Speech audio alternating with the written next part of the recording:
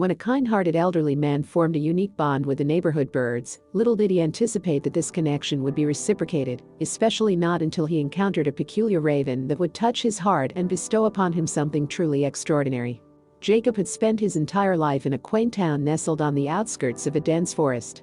His cherished home was a small apartment graced with a balcony that overlooked the lush woods. For as long as Jacob could remember, he and his late wife would spend their weekend mornings sipping coffee and reading on that very balcony. This cherished tradition had been initiated by Jacob's wife, who had a profound appreciation for the tranquility and serenity that nature provided. She had shared this deep connection with Jacob, and so, every Saturday and Sunday, they would bask in the simple pleasure of being close to nature, breathing in the crisp, rejuvenating forest air. This delightful routine had persisted for over 5 decades, until the inexorable march of time claimed Jacob's wife, leaving him alone on their beloved balcony. Despite his wife's absence, Jacob remained unwavering in his commitment to their weekend ritual. He continued to sit on the balcony, bathing in the warmth of the sun and the embrace of the fresh air, a means of feeling close to his departed love. Jacob often gazed out into the forest, reminiscing about all the times he and his wife had ventured into those woods together.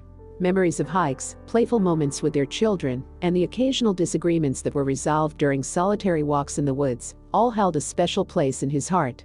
In his solitude, Jacob sought solace in the forest and developed a yearning for a deeper connection to it. He needed something to fill the void, a way to maintain his ties with the woods, and that's when he discovered the joy of feeding the birds. It all began on the first anniversary of his wife's passing. Wanting to offer something to her, some form of tribute, Jacob left his balcony and ventured to the edge of the forest. There, he stood before a cluster of stumps, remnants of once proud trees felled by a fierce storm a decade earlier.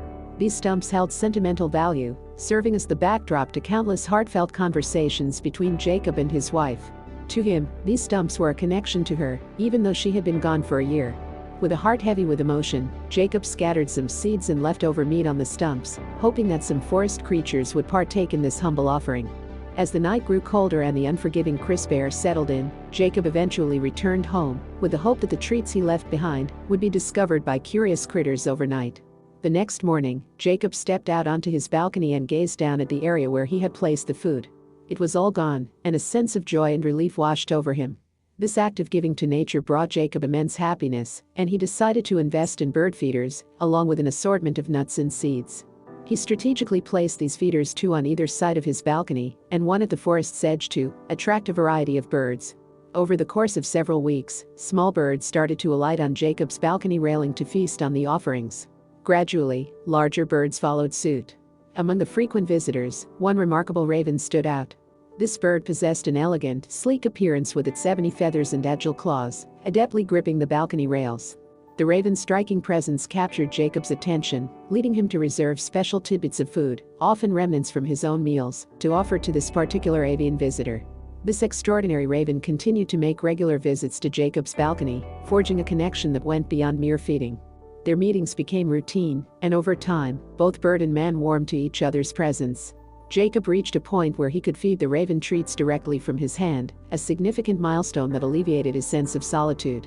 Now, Jacob was well into his twilight years, and this unexpected companionship with the raven brought a profound sense of solace and connection to his life.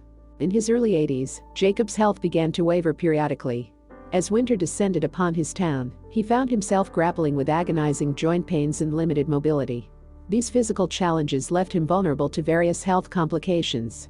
During that fateful winter, Jacob's condition took a turn for the worse. What had initially appeared to be a minor cold rapidly escalated into a debilitating battle with pneumonia. His weakened state rendered him unable to spend extended periods outdoors or refill the bird feeders that had become a source of joy for him. As a result, Jacob was forced to remain indoors, and the local birds, who had grown accustomed to his offerings, sought sustenance elsewhere. This sudden disconnect from the avian companions that had brightened his days began to weigh heavily on Jacob's mental well-being, precipitating a noticeable decline in his spirits. Remarkably, Jacob's unwavering kindness and altruism were repaid in the form of a loyal companion, the raven. While the smaller birds gradually moved on, this special raven continued to visit even after the food had been depleted. Every morning, it would gracefully perch on Jacob's balcony, a heartwarming presence that offered him solace. Encouraged by the raven's steadfast visits, Jacob began to experience a gradual improvement in his health. He would sit indoors, contentedly observing his feathered friend through the screen door. When his strength returned, he ventured back outside to sit alongside his loyal raven companion.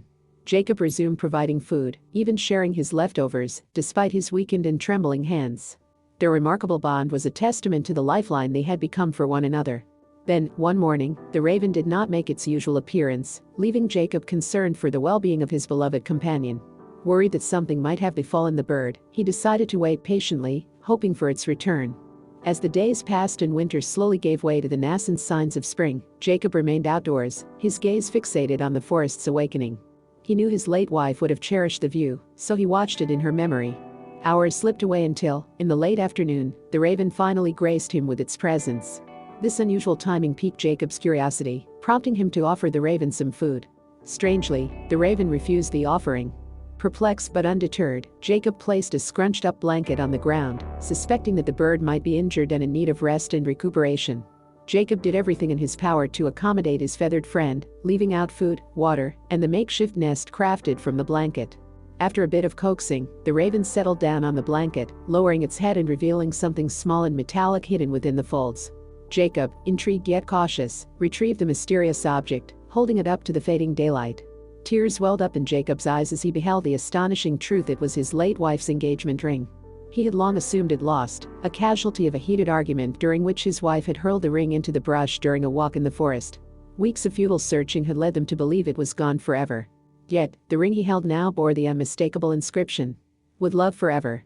Overwhelmed with emotion, Jacob believed that the raven had brought him a message from his wife.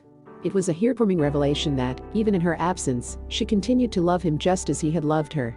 Thanks to her, he had not only rekindled a lifelong friendship with the raven, but also received a profound message of enduring love and connection. This extraordinary experience left Jacob contemplating the simple yet profound act of feeding the birds and connecting with nature.